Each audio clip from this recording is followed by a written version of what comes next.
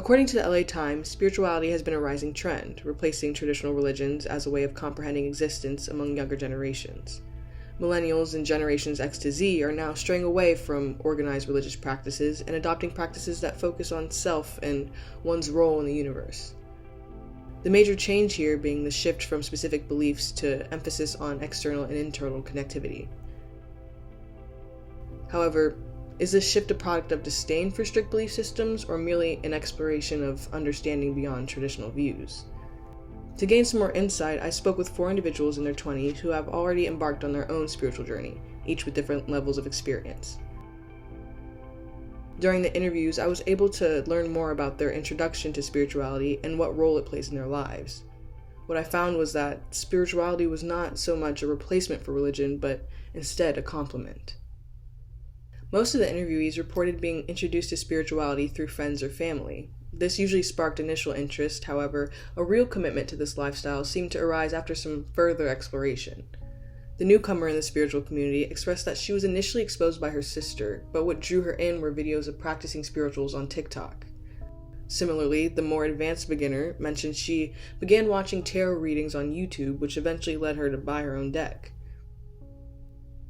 This emphasis on social media can be tricky, however. According to Dr. Lisa Rankin, a mind-body medicine physician, it is possible to run the risk of being a part of the trend. Social media subjects learners to the possibility of misinformation as opposed to receiving lessons from experts or literature. This is how my more advanced subjects cultivated their own skill and knowledge. The most proficient of the lot began exploring the idea of spirituality for self-fulfillment after his experience with traditional religious practices failed to offer this fully. He explained that he had his faith in a higher power and wanted to navigate deity-centered religions until he experienced Judaism. This became a solid belief system along with Buddhist philosophy, yet he was still missing this connection to the natural world. His entrance into the spiritual community helped to enhance his understanding of the mind and body's relationship to the universe. This was my first hint that maybe this shift from religion is challenging normal belief systems and emphasizing individual enlightenment or peace of mind. My interview with Evelyn St. Louis, a competent spiritualist, actually confirmed this notion. Well, I first started getting into spiritual work after something traumatic happened to me freshman year, and it started with astrology. I was in a lot of pain, I was hurt, I was feeling lost and really depressed, kind of. So I started looking to things that could give me any sort of insight as to how I could improve. I started doing other things like tarot, working with crystals, reading a whole bunch of books, just to try to make sense of the world around me, try to make sense of what happened and how I can improve my life besides just the trauma, but as well as helping other people to improve theirs if they're also going through something similar.